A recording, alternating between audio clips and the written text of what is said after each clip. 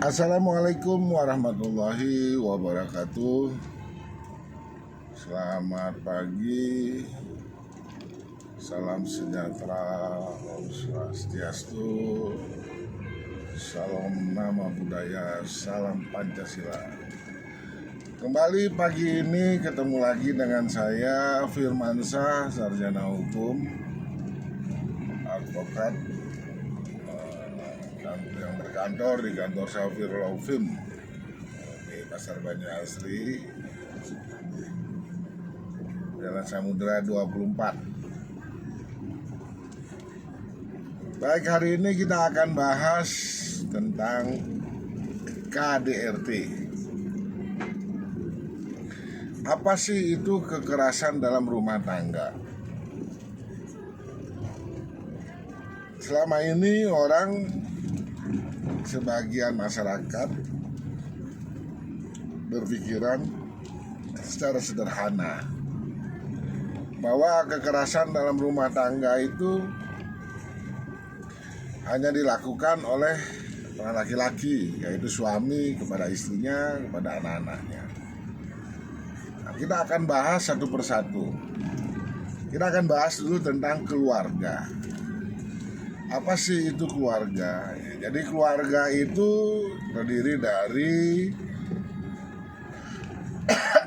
ayah, ibu, suami, istri, anak-anak, dan cucu-cucu. Jadi keluarga adalah satu kumpulan yang masih ada hubungan darah yang tinggal dalam satu rumah. Dalam satu area, itu keluarga. Kemudian kekerasan berarti di sana kekerasan itu adalah suatu perbuatan yang dilakukan yang mengakibatkan luka, trauma, ya kan, secara fisikis. Jadi luka lahir maupun batin itu kekerasan. Jadi KDRT, kekerasan dalam rumah tangga, adalah suatu kekerasan yang dilakukan oleh salah satu penghuni di dalam rumah tangga tersebut kepada penghuni lainnya.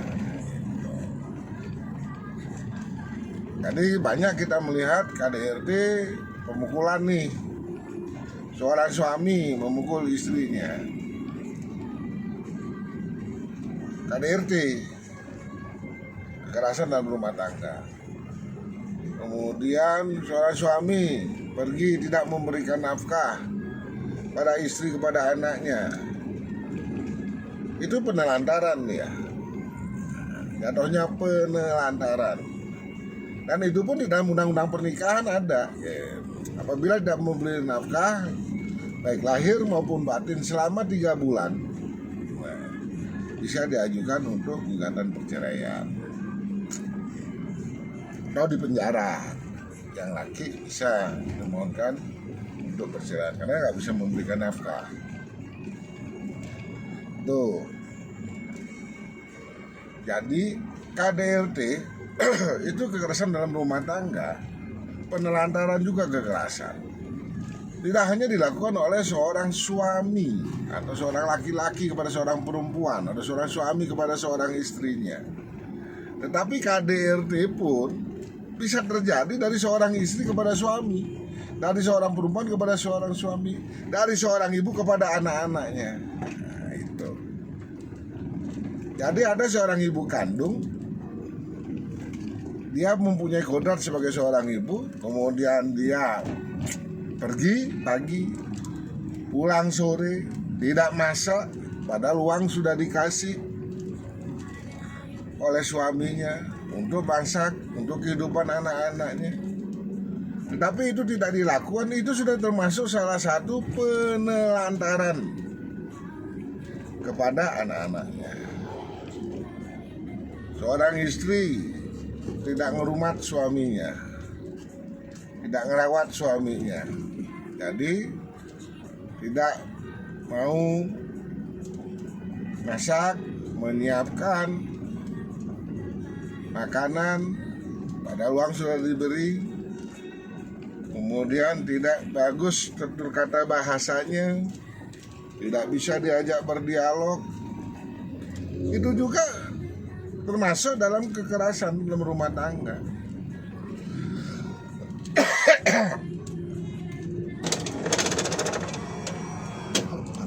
Jadi seorang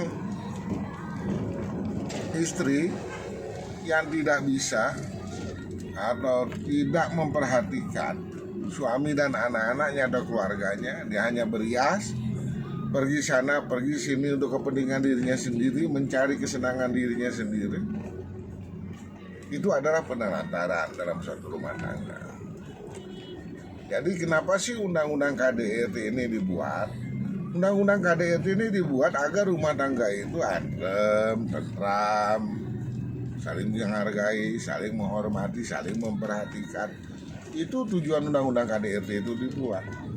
Tapi selama ini kebanyakan seolah-olah undang-undang KDRT ini melindungi perempuan. Kenapa? Karena perempuan dianggap makhluk yang lemah. Tetapi dalam hukum sih tidak. Karena banyak juga perempuan itu yang melakukan suatu perbuatan, yaitu tadi, perempuan pergi tanpa izin dengan suami. Walaupun itu tujuannya baik, tidak menghargai suami. Kalau dia pergi tanpa izin, berarti dia tidak menghargai suaminya. Nah, kalau tidak menghargai suaminya, dan kalau itu dilakukan secara terus-menerus, itu bisa dikatakan penelantaran.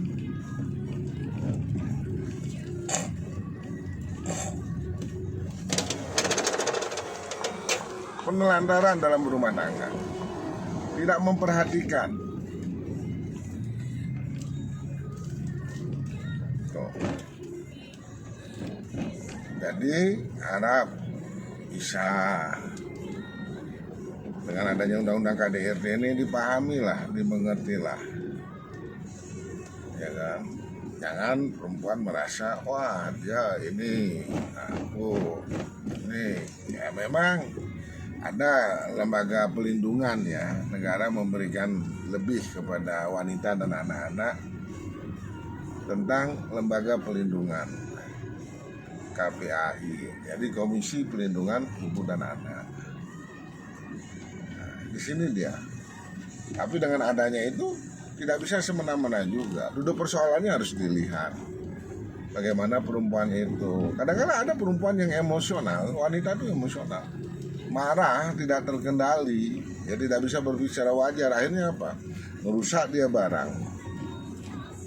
Ya kan? Ngerusak dia barang. Ngerusak.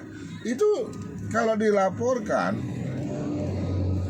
pidana pengerusakan dalam rumah tangga.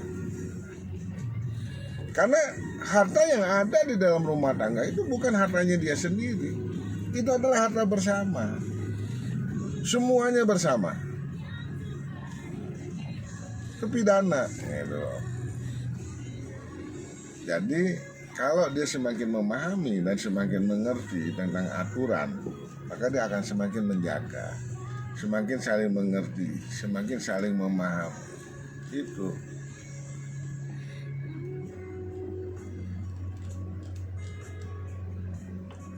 Jadi seperti itu saya kira.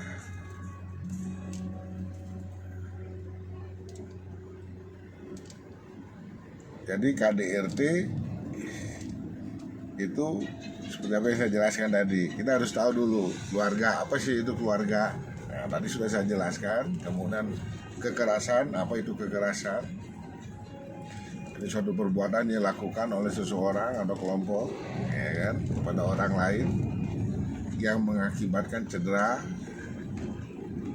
baik itu cedera fisik maupun cedera non fisik. Nah, itu. Jadi seperti itu guys. Hari ini kita bahas sedikit tentang KDRT, kekerasan dalam rumah tangga. Bahwa wanita yang tidak memasakkan suami, pergi tanpa izin suami, tidak bertanggung jawab pada anak-anak, keluar pagi pulang sore tanpa memberikan nafkah, padahal sudah dikasih anggaran dana untuk itu, itu bisa dilaporkan sebagai penelantaran. Oke guys, selamat pagi, mudah-mudahan ada berkah, bisa bermanfaat sehingga rumah tangga bisa saling menjaga. Salam Indonesia Raya.